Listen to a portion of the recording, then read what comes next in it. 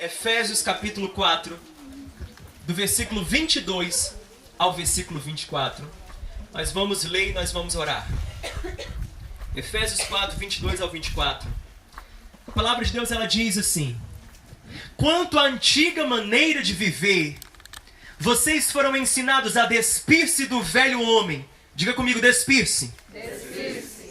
Que se corrompe por desejos enganosos, a serem renovados no modo de pensar e a revestir-se, diga revestir-se, do novo homem criado para ser semelhante a Deus em justiça e em santidade, provenientes da verdade. Nós fomos chamados a nos despir do velho, nos vestir do novo. É isso que Deus quer falar conosco essa manhã. Então eu convido você nesse momento a fechar os teus olhos e orar comigo, pedir: Senhor, fala comigo. Espírito Santo, nós queremos te convidar nesse momento aqui nesse lugar. Nós queremos dizer: seja bem-vindo, Senhor. Que o Senhor possa operar aqui no nosso meio com liberdade. Eu quero convidar o Senhor para que pelo poder do Teu Espírito Santo, a Tua voz possa vir, Senhor, trazendo libertação, trazendo mudança, trazendo restauração, trazendo um ânimo novo, uma fé nova. Espírito Santo, eu oro por um soprado, Senhor, por um agir especial da Tua parte aqui entre nós, em o nome de Jesus Cristo. Senhor, nós queremos dizer que o Teu nome, apenas o Teu nome seja exaltado. Espírito Santo, Tu és o nosso mestre, o nosso professor, o nosso guia, Tu és o nosso pregador aqui durante esses dias. Então, Espírito da verdade, conduz cada um de nós à plena verdade que é Jesus. É o que nós te pedimos, e todos nós que cremos podemos dizer então: amém, amém e amém. O apóstolo Paulo, quando ele escreve a carta aos Efésios, ele se utiliza de uma linguagem metafórica para falar sobre um princípio espiritual. Ele usa a linguagem das vestes para falar sobre a renovação que Deus quer fazer na minha vida e na sua vida.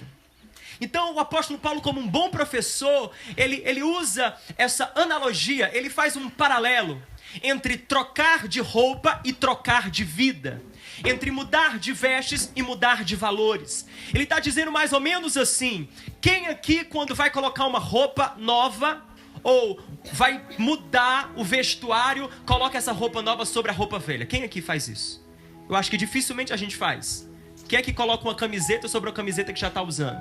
Quem coloca uma segunda calça sobre uma calça que já está usando? Alguém? Não, a gente tira a roupa, sim ou não? Para então colocar uma outra roupa. Não tem como misturar. A gente não coloca as duas coisas, sim ou não? Eu acho que aqui em Goiás é que nem lá no Ceará. Meu amigo, no Ceará, se você usar duas roupas, você derrete e morre. Porque o calor lá só tem 4 estações: quentura, fogo, mormaço e aquecimento. São as 4 estações do ano. Então, a gente tem que tirar uma roupa para colocar outra. Paulo está dizendo: ei, se você quer viver o novo de Deus, você precisa tirar o velho que não é de Deus. A gente está falando sobre mergulhar no Espírito Santo, mas eu quero dizer que para que a gente possa mergulhar no Espírito Santo, o primeiro princípio que nós precisamos entender é sobre essa troca, essa mudança, esse renovar, esse retirar do velho e nos vestir do novo. E eu queria falar para você sobre isso, sobre algumas vestes que nós precisamos arrancar, lançar para longe de nós, amém? E eu quero ir com você na Bíblia Sagrada, porque na Bíblia eu percebo pelo menos 3 vestes. 3 vestes das quais nós precisamos nos livrar. E literalmente no texto bíblico, vocês vão notar, são vestes mesmo. Vestes físicas, ok? Peças de um vestuário. Mas elas simbolizam algumas coisas do velho que você precisa se livrar. E eu creio que todo mundo vai se identificar com um ponto ou outro. Então deixa o Espírito Santo fazer essa identificação na tua vida. O primeiro ponto que eu queria que você percebesse é uma veste que se encontra lá no livro de Gênesis. É a túnica de José. A túnica de José. E a história de José, eu acredito que muitos de vocês conhecem. A Bíblia fala que José, ele era um dentre muitos irmãos, filho de Jacó. A Bíblia fala que Jacó, ele tinha uma certa predileção assim pelo seu filho José. Dentre os filhos, o José era o queridinho.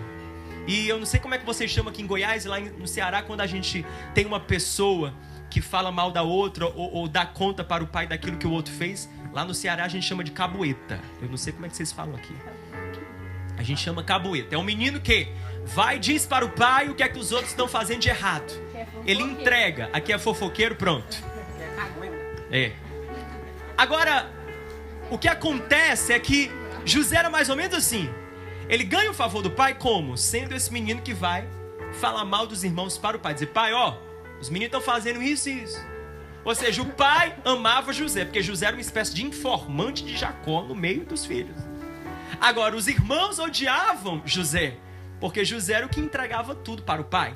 Enfim, ele cresce sendo amado pelo pai, mas rejeitado pelos irmãos. E chega um determinado ponto da história de José que os irmãos, eles têm uma ideia brilhante. Eles disseram, vamos então nos livrar de José. E aí alguns dos irmãos disseram, vamos matar José. E um dos irmãos de José, com a mente mais assim empresarial, econômica, ele disse, não, matar por quê? Vamos nada, vamos vender, porque vendendo a gente tem um lucro. Então o pessoal disse, vamos vender o José. E os irmãos então entraram no consenso, a quadrilha, a máfia de irmãos, né?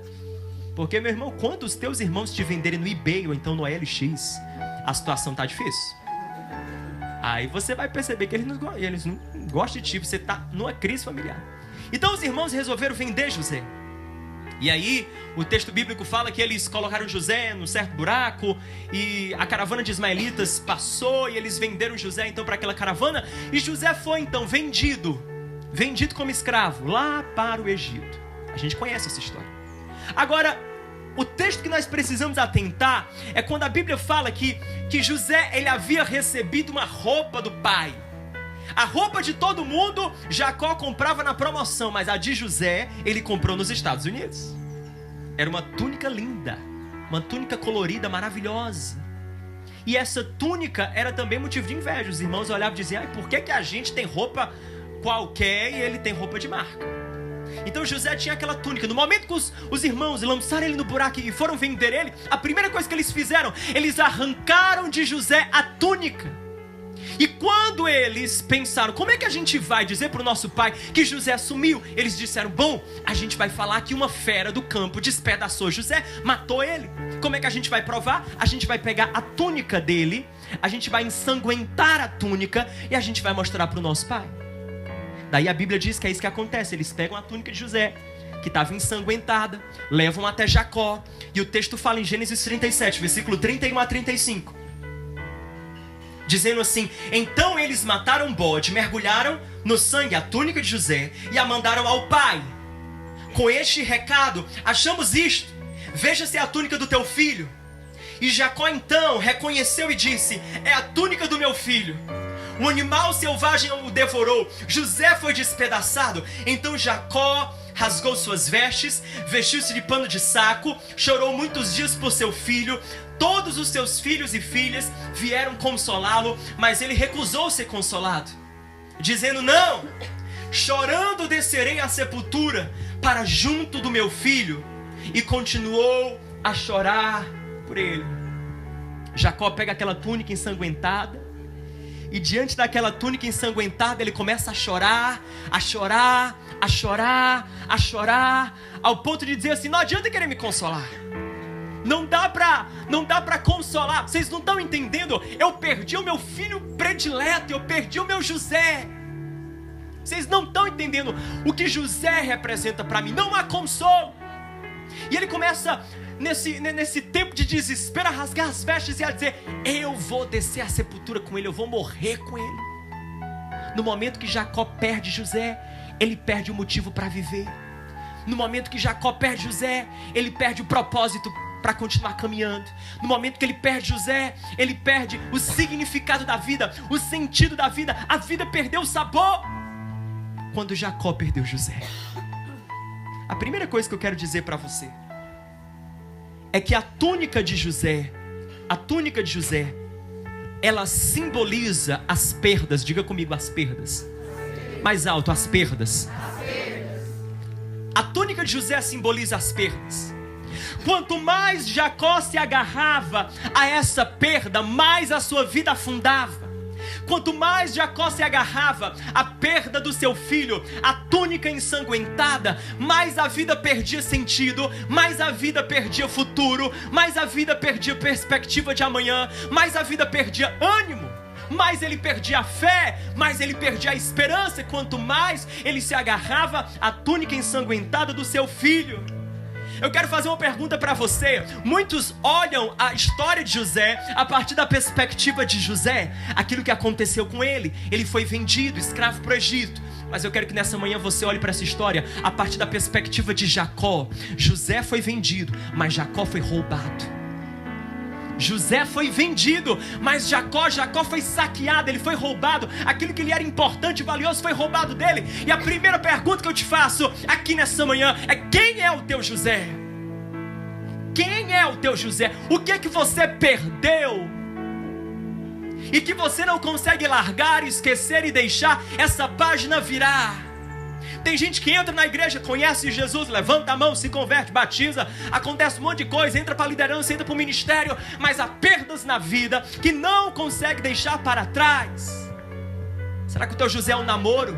Será que o teu José é um relacionamento?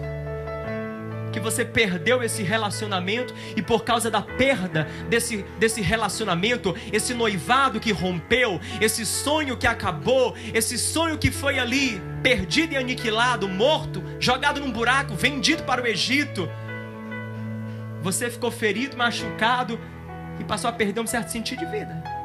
O que é que você perdeu? Querido, eu tenho lidado com pessoas que têm perdido tantas coisas e não têm conseguido virar a página. Por esses dias eu estava com uma pessoa e liguei, falei, conversei. Ela jovem, um esposo também, um casal jovem. De repente, um belo dia, ela recebe a ligação.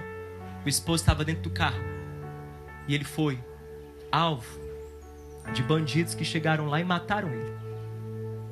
Ele foi acertado na cabeça, foi parar no hospital, deu morte cerebral. E continuamente ela me manda mensagens, uma pessoa da nossa igreja, porque eu assisti e, enfim, acompanhei um pouco. Ela me manda mensagens dizendo: a minha vida não tem mais sentido, a minha vida acabou, a minha vida morreu com ele, a minha vida morreu com ele, a minha vida morreu com ele. E eu tento lembrar ela dizendo assim: querida, a sua vida não morreu com ele, porque a sua vida tem nome, a sua vida tem nome, é Jesus de Nazaré. Aquele que venceu a morte, aquele que no terceiro dia ressuscitou. Portanto, o sentido da sua vida está vivíssimo, e ele reina sentado à destra do Pai. Eu conheço pessoas que não conseguem virar parte de um namoro, como eu falei, de um relacionamento, como eu falei. Por esses dias conversava com outra pessoa que dizia: eu não entendo, João, a oportunidade de emprego que eu perdi. Ele recebeu uma proposta de um emprego na Europa, ia ser extremamente satisfatório para a vida dele, ia beneficiar a vida dele em N aspectos, principalmente, claro, financeiro, profissionalmente. Mas aí na última fase, no último estágio, na última entrevista, a porta fecha. E pior do que a sensação de não ter, é a sensação de quase ter tido e depois perder. Você está entendendo? De quase ter tido e depois não ter mais. Ele sentiu o gosto de ter, mas não pôde ingerir, não pôde colocar para dentro, não pôde sentir o sabor completo. Ele diz: João, não entendo, não compreendo, não entendo, não compreendo. Eu disse: querido, vira a página, porque Deus tem mais no seu futuro do que aquilo que você perdeu no seu passado. O que você perdeu? É um sonho? É uma posição que foi tirada de você? O que foi arrancado de você? Qual José foi arrancado de você? Há pessoas que sepultam um chamado, há pessoas que sepultam um propósito, um dom da parte de Deus, porque o ministério foi tirado delas, porque um determinado cargo foi tirado delas, porque uma oportunidade foi tirada delas. E aí sepulta um chamado, sepulta um propósito, senta na cadeira e diz: eu nunca mais vou me levantar para fazer nada, para fazer a obra de Deus, para realizar o que Deus me chamou para fazer. Cresça, deixe de ser mimado, deixe essas feridas de lado. Você não precisa morrer junto com os seus Josés. Deixe a túnica de José para trás, deixe as perdas para lá, vira a página no precioso nome de Jesus. É um pai, é uma mãe que você perdeu, é um irmão que você perdeu. Quem é? Um amigo que você perdeu, é uma amizade que não tem mais, é uma pessoa que se foi. Ei, vire a página no nome de Jesus. Perceba uma coisa: quanto mais José ele se livrou, José se livrou daquela túnica, porque os irmãos roubaram a túnica, mas quanto mais ele se livrou e deixou aquela túnica ir, parece que mais a vida dele era promovida. A Bíblia fala lá em Gênesis 42 que o tal do Potifar o colocou como chefe da sua casa. Mas aí depois você sabe, a Potifar, a mulher do Potifar, né? Criou o problema todo. E ele foi parar na prisão. Mas na prisão Deus se lembrou dele. Levantou o faraó foi lá, tirou ele da prisão. No final das contas, ele se tornou o segundo homem mais poderoso do Egito. Aí a Bíblia fala o seguinte, que quando o faraó empossa José, ele coloca um anel no dedo dele e vestes de linho sobre ele. Quanto mais Jacó, o pai de José, se apegava à túnica, mais a vida dele afundava. Quanto mais José se livrava da túnica, mais a vida dele crescia. Ele precisou deixar aquela túnica para trás para receber uma nova túnica. Ele precisou deixar aquela túnica ensanguentada no ontem para receber vestes de linho hoje. Você está entendendo? Enquanto você não deixar as perdas do ontem ir embora, você não vai estar apto para receber os ganhos do hoje. Eu quero que você entenda que o Senhor tem mais no seu amanhã do que o diabo tentou ceifar no seu passado. Muito mais. A Bíblia fala isso. O pessoal, quando estava lá no exílio da Babilônia, Jeremias disse assim: ei, eu é que sei que pensamentos eu tenho acerca de vós, planos de fazê-los prosperar. É como se Deus estivesse falando através do profeta: eu tenho algo lá no futuro, vocês estão olhando para aquilo que já foi, para o lugar de onde vocês foram tirados, porque vocês estão agora no exílio, no cativeiro. Esqueçam isso, deixem isso para trás. Eu tenho mais lá, adiante de vocês. Para o povo de Judá, quando a praga acabou com a plantação, o profeta Joel foi usado por Deus para dizer assim: diz o Senhor, eu restituirei os anos que foram consumidos. Deus é poderoso. Deus é poderoso para nos dar no nosso amanhã muito mais do que aquilo que o inimigo tentou roubar no nosso ontem. Você pode dizer para a pessoa que está perto de você: Deus tem mais no teu futuro do que o inimigo tentou roubar no seu passado. A segunda veste que eu quero que você entenda essa manhã é a capa de Acã. A capa de Acã. E a capa de Acã, ela simboliza o pecado. Você pode dizer comigo o pecado? Mais uma vez, a túnica de José representa as perdas. Diga as perdas. A capa de Acã representa o pecado. Diga o pecado. Representa ou simboliza o pecado. A Bíblia fala em Josué, lá no capítulo 6, que o povo de Israel deveria entrar na cidade de Jericó, enfim, dar aquelas 7 voltas, a historinha que a gente conhece. As muralhas iriam cair, a vitória seria então consumada, mas eles não deveriam pegar nada daquela cidade para si. Deus disse numa ordem assim muito clara: quando vocês entrarem, não peguem nada para si, destruam tudo, destruam absolutamente tudo, coloquem tudo diante de mim no meu santuário, não peguem nada lá de Jericó para vocês. Mas aí um cara chamado Acã, no meio daquela Jericó, já vencido, os inimigos, não é? Foram vencidos, ele um dos soldados, olhou e viu uma capa bonita, uma capa feita na Babilônia. Ele olhou para a capa e disse: eu vou pegar para mim. E aí o texto diz que Acã então, Josué capítulo 7, verso 1, diz que Acã pega aquela capa, um pouco de ouro e de prata, e ele esconde aonde? No fundo da sua tenda. Ele abre um buraco debaixo da tenda dele e coloca a capa lá, para ninguém ver, obviamente, porque ele sabia que era proibido. E aí, menos espera, Josué parte para uma nova batalha. A batalha agora não era em Jericó, era em Ai, outra cidade. E aí quando ele parte para a batalha, pensando que ia ganhar, foi lá com tudo, se achando, menos espera, pá, perde. Quando ele perde a batalha, ele vai perguntar assim: por que a gente perdeu? Eu pensei que a gente estava com tudo, que o Senhor era conosco. E aí Deus fala para Josué e diz assim: Josué, eu não darei vitória a vocês até que vocês eliminem do vosso meio as coisas condenadas. Que coisas eram essas condenadas? Exatamente aquilo que Deus havia dito: não peguem de Jericó. Então naquele momento a ficha cai. Josué diz: opa, alguém transgrediu o princípio, alguém quebrou a ordenança de Deus, alguém pegou alguma coisa de Jericó, vamos pesquisar esse negócio. Aí o pessoal fez lá, né, uma pesquisa, um IBGE Gospel, para querer identificar quem é que tinha pegue a tal, né, do objeto, da coisa proibida. E aí descobriram: foi Acã. E aí Josué foi conversar com Acã. E a Bíblia diz o seguinte, em Josué capítulo 7, no verso 20, que Acã confessa o pecado dele. E ele diz assim para Josué: é verdade que eu pequei contra o Senhor, contra o Deus de Israel. O que eu fiz foi o seguinte: quando eu vi entre os despojos uma bela capa feita na Babilônia, e alguns quilos de prata, e uma barra de ouro, 600 gramas de ouro, eu os cobicei e me apossei deles. E estão escondidos no chão da minha tenda, com a prata por baixo. Acã e a sua família, nós vemos, eles são condenados à morte. Em Josué capítulo 7, verso 25, a Bíblia fala que Josué chega para Acã e diz: por causa do teu pecado nós perdemos uma batalha. Por causa do teu pecado todo o povo sofreu. Você sabe qual a consequência, Acã? A consequência é você e a sua família. Vocês serão mortos. Escuta.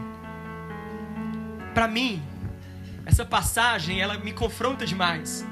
Porque a capa de Acã, ela simboliza algo muito simples.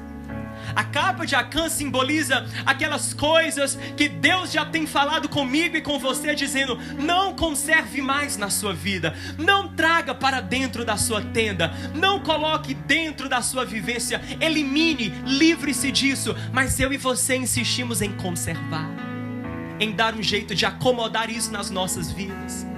Acã, escute uma coisa, Acã, ele representa aqueles que trocam tanto por tão pouco. Gente, Acã tinha uma promessa tão maravilhosa. Eles tinham uma promessa, uma terra que mana leite e mel. Olha o futuro que ele perdeu. Ele perdeu uma promessa imensa, porque ele trocou promessas por momentos. Ele trocou promessas por instantes. Ele trocou promessas por segundos. Ele trocou uma vida por uma noite. Ele trocou uma jornada, uma caminhada, um futuro, um projeto de vida por um sábado à noite. Ele trocou tudo que o Senhor tinha para a vida dele. Planos de paz, planos de bênção, planos de crescimento. Um futuro estava diante dele, mas ele trocou tanto por tão pouco. Uma capa, sério, uma capa. Mas no momento ele disse: eu vou ficar, eu vou pegar. Ele esconde. Ele coloca debaixo da tenda como se ninguém fosse ver. Ninguém podia ver, mas Deus vê. Ninguém podia notar. O pastor não sabe, o líder não sabe. Não é sobre a igreja saber, não é sobre as pessoas saberem, é sobre Deus conhecer e saber. E a gente pode receber via direct, meu irmão. A gente pode receber no privado, pode estar nas conversas arquivadas. Ninguém pode ver, mas o Senhor sonda mente e coração. Ele vê tudo. E Deus não vê para condenar, Deus não vê para matar, Deus não vê para colocar sua mão pesada de jugo de lei sobre nós, não. Ele vê porque Ele nos preserva, Ele vê porque Ele nos ama, Ele vê porque Ele é Pai, e Ele quer que eu e você nos guardemos daquilo que nos faz mal. A gente precisa entender que o que a gente aprende com Acã é exatamente isso. É começar a nos perguntar quais capas nós temos conservado na nossa vida. Quais capas, quais pequenas concessões nós temos aberto? Quais capas a gente olha e diz assim: isso é besteira. Isso é besteira. O pastor fala isso, o líder fala isso, o pessoal na igreja fala: mas isso é besteira, porque o pessoal é cabeça fechada. Não faz mal, não faz conta, é só isso aqui. E a gente vai abrindo espaço e colocando dentro da nossa vida. É só um namoro, é só uma troca, é só uma pornografia, é só um sexo, é só um momento, é só uma foto, é só um vídeo, é só um áudio, é só uma saída, é só um momento, é só um segundo. Escute uma coisa: quando Acã pegou a capa, ele jamais pensou que ele pagaria o preço que ele pagou. Porque o grande problema da tentação, escute, é que quando somos tentados, nunca conseguimos ver para além do momento. Eu vou repetir. Quando nós somos tentados, nós nunca conseguimos ver para além do momento. O grande poder sedutor da tentação e do pecado é porque ele abre os nossos olhos para o prazer imediato, mas fecha os nossos olhos para as consequências posteriores. O pecado sempre vai fazer você pagar um preço mais alto do que você estava disposto a pagar. Ele sempre vai te segurar mais tempo do que você estava disposto a ficar. Ele sempre vai te atrapalhar, te ferir, te machucar muito mais do que você estava disposto a atravessar, a se submeter. E a palavra diz: um abismo chama outro abismo. Por esses dias eu conversava com um amigo, e ele, um menino assim, um rapaz de Deus, cheio do Espírito Santo. Lembrava você que tocando, ele toca, ele canta, ele há um chamado de Deus sobre a vida dele, mas o coração dele esfriou, se afastou de Jesus e tá aí, né, doido da cabeça. E eu falei pra ele, eu disse assim: cara, você tá vivendo isso tudo, mas eu quero lembrar você uma coisa: você não é isso. Deus tem um propósito pra você. Deus te chamou como filho dele. Você tem experiência com Deus. Larga isso, esquece isso. Ele: não, João, eu estou apenas aproveitando o momento que a minha vida toda foi esse negócio de igreja. E eu era líder, eu era ministro, eu fazia isso, fazia aquilo. Ia cantando, pregando, liderando, cuidando, fazendo tudo. Agora eu estou dando um time, uma espécie de férias de Deus. Eu disse: cara, cuidado, porque quando a gente tira férias de Deus, a gente trabalha pro diabo. É radical demais, João. Não é radical demais, é porque a vida é assim. Cara, um abismo chama outro abismo. Abra os olhos. Em certo momento você vai querer sair e não vai conseguir. Em um determinado ponto da jornada você vai querer se livrar da capa e ela já vai ter se livrado de você. Portanto, eu quero encerrar esse segundo ponto dizendo uma coisa para você. Ei, assim como foi com Acã, assim é nas nossas vidas. Há uma consequência, há um depois. E a palavra de Deus para você é: livre-se dessa capa antes que ela se livre de você. Livre-se dessa capa antes que ela se livre de você. Eu não sei o que é que essa capa representa na sua vida. Eu não estou aqui para apontar e ninguém está. É o Espírito Santo quem vai falar ao teu coração o que quer que essa capa represente na sua vida. E eu sei que você sabe. O teu Pai de amor, o teu Pai Celestial está nesse lugar dizendo: ô filho, larga essa capa antes que ela se livre de você. Livre-se dela antes que ela se livre de você. Por fim, a última veste que eu quero falar aqui nessa manhã é sobre uma terceira veste que nós encontramos em Marcos capítulo 10. É o manto de Bartimeu. O manto de Bartimeu, ele representa não mais as perdas ou o pecado, ele representa o passado. As perdas, o pecado e o passado. Diga comigo: as perdas, o pecado. Mas agora, em Bartimeu nós vemos o passado. Diga: o passado. As limitações, as condições limitadoras ou limitantes que marcaram a tua história. Bartimeu é uma história que nós encontramos em Marcos capítulo 10, do versículo 46 ao versículo 52. A Bíblia Sagrada diz que Bartimeu, ele era mendigo, e que ele ficava perto ali da estrada de Jericó, aguardando obviamente alguém passar para que ele pedisse esmola. Mas naquele dia quem passou foi Jesus de Nazaré. E ele começou a gritar: Jesus, filho de Davi, tem misericórdia de mim. Jesus, filho de Davi, tem misericórdia de mim. Ele começa a gritar, e Jesus ouve o clamor dele, porque você sabe, Jesus está sempre a um clamor de distância, sempre. Daí o tal do Bartimeu grita, clama, e o pessoal quis até calar. Os discípulos falaram: ei, para de importunar o mestre. E quanto mais ele era calado, mais ele gritava. Jesus ouviu, disse: ei, chama o Bartimeu para cá. E a Bíblia fala, eu quero que você escute isso, que no momento que, versículo 50, Marcos 10, 50, no momento que Bartimeu é chamado por Jesus, quando ele ouve os discípulos dizendo: ei, vem para cá, porque o mestre mandou te chamar. A Bíblia diz: lançando sua capa para o lado. Você pode ler isso comigo? Lançando sua capa para o lado. Lançando a sua capa para o lado. De um salto, pôs-se de pé e dirigiu-se a Jesus. Esse manto aqui, porque depende da tradução, algumas falam capa, outras falam manto. Esse manto aqui era o que ele usava para se cobrir, para se enrolar. Era a proteção dele contra o sol do dia, era o cobertor dele contra o frio da noite. Esse manto aqui era o manto que servia basicamente como a casa dele. Era a identificação dele como mendigo, como miserável. Então eu fico pensando todo dia o Bartimeu lá, esperando o pessoal passar para dar algum tipo de esmola, para dar alguma coisa, e ele enrolado, guardando aquilo que ele recebia nesse manto, armazenando uma frutinha que ele ganhasse nesse manto aqui. Esse manto aqui era o manto do mendigo.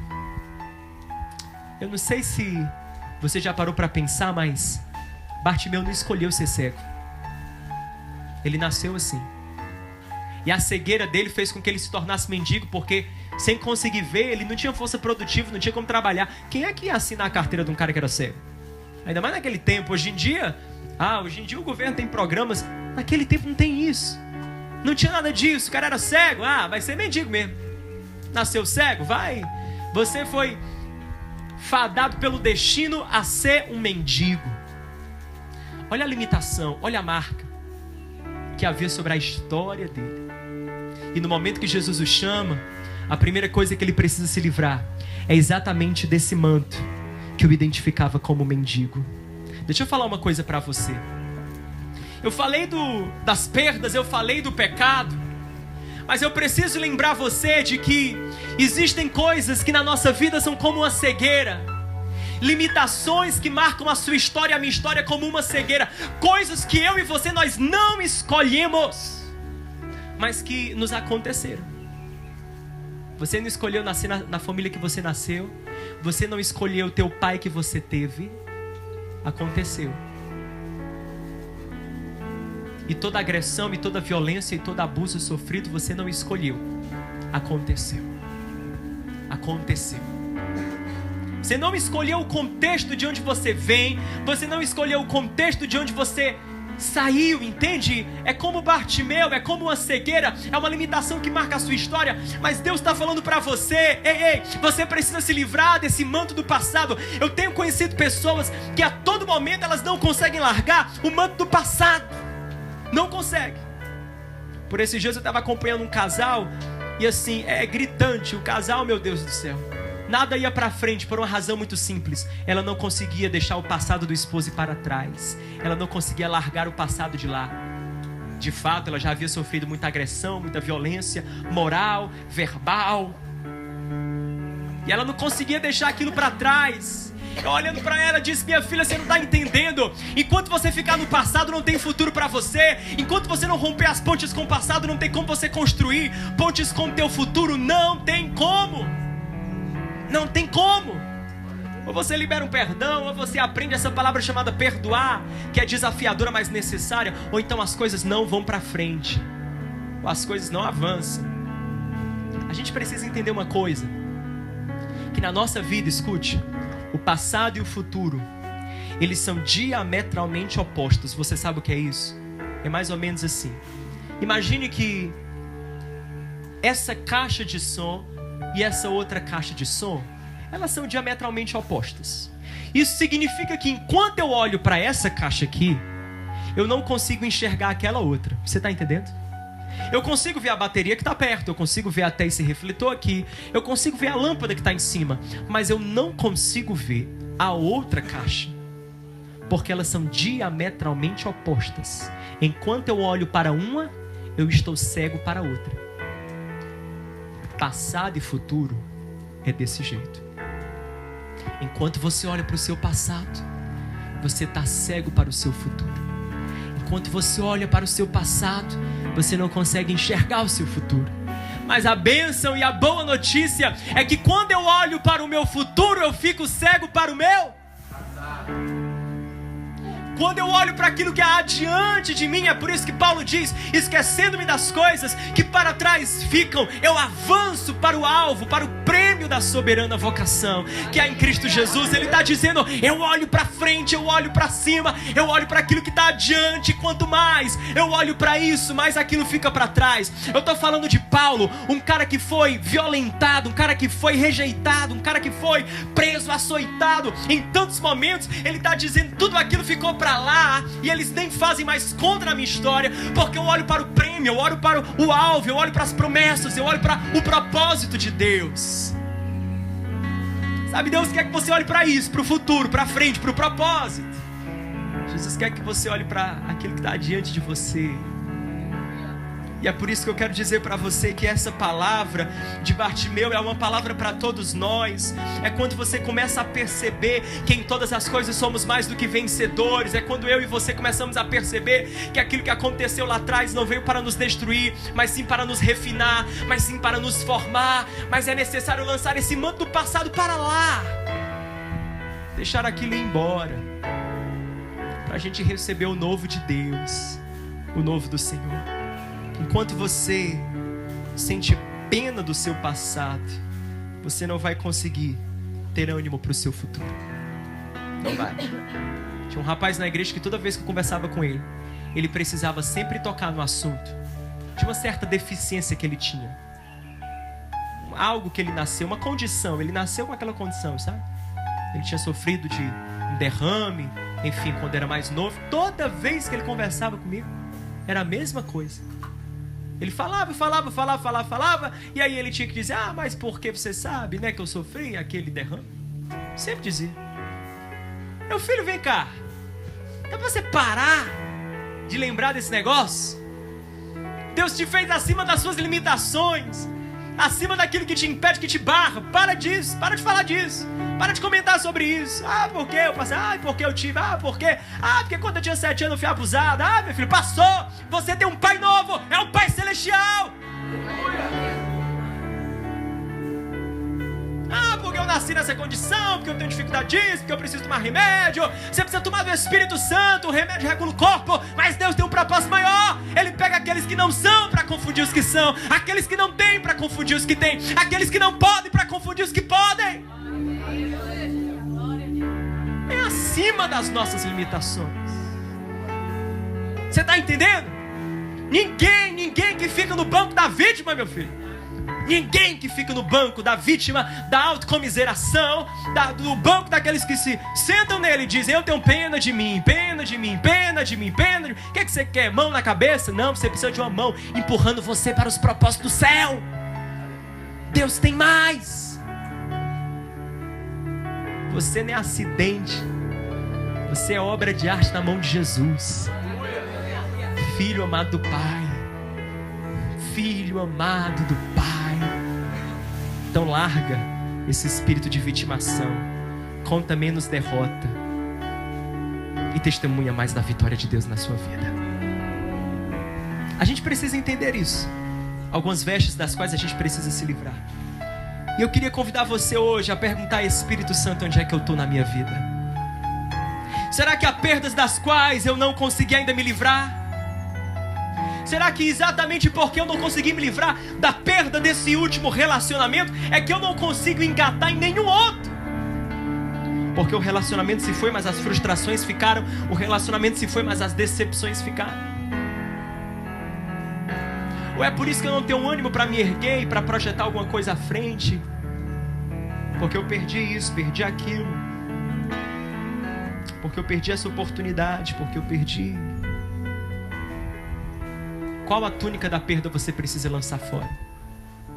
Qual a túnica da perda? Ou quem sabe você esteja dizendo: João, realmente algumas capas de Acã eu tenho escondido no fundo da minha tenda. Algumas capas de Acã eu tenho escondido no fundo da minha tenda.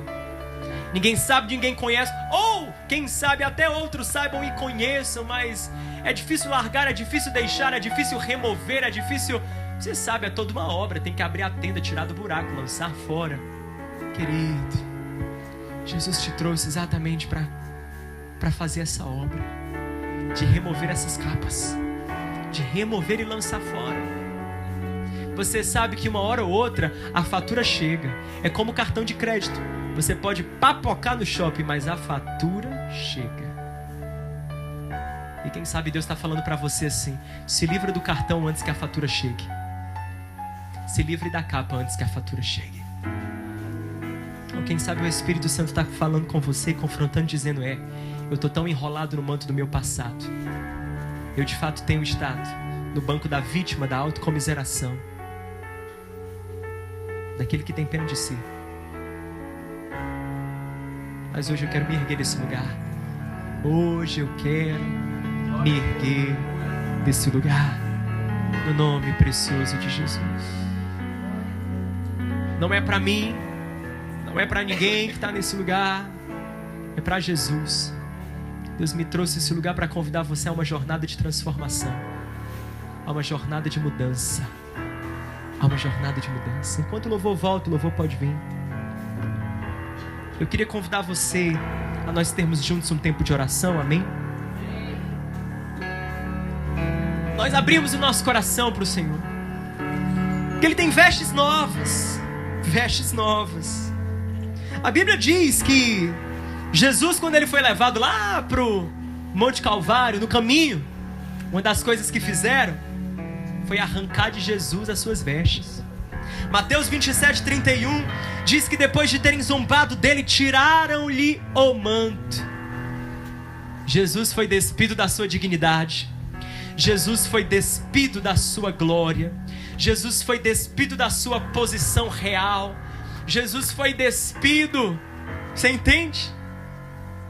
Do respeito, do reconhecimento que lhe era devido. Mas sabe por que Jesus foi despido de tudo isso? Para que você fosse coberto da sua justiça, para que você fosse coberto da sua santidade, para que você fosse coberto da sua pureza, para que você fosse coberto da possibilidade de vida nova. Aleluia. E por essa razão, no Apocalipse, no capítulo 7, no verso 13, João, ele tem uma visão, e eu quero que você contemple isso. Você pode ficar de pé no seu lugar. Eu amo esse texto, essa visão, e eu creio que é dessa visão que o Senhor quer que você faça parte. No Apocalipse, João, ele tem uma visão e ele diz: então um dos anciãos me perguntou: quem são estes que estão vestidos de branco e de onde vieram? E eu respondi: Senhor, tu sabes. E ele disse: sim, eu sei. Estes são os que vieram da grande tribulação e lavaram as suas vestes e as branquearam no sangue do Cordeiro. João, olhando para aquele negócio, disse assim: olha esse pessoal todo aí de branco. E aí o ancião da visão pergunta: você sabe quem são eles? E o apóstolo João disse: eu sei. É o pessoal que um dia esteve lá na tribulação, no tempo da dor, vestido com as túnicas da perda, mas eles as lavaram no sangue. Eles estiveram um dia com as capas de Acã, mas eles as lavaram no sangue. Eles estiveram com o manto de Bartimeu, mas eles os lavaram no sangue, porque as nossas perdas são restituídas pelo sangue. Os nossos pecados são perdoados pelo sangue. O nosso passado é lavado pelo sangue. Pelo sangue de Jesus, querido. Tudo é novo. Pelo sangue de Jesus. Pelo sangue de Jesus. Você pode fechar seus olhos no seu lugar.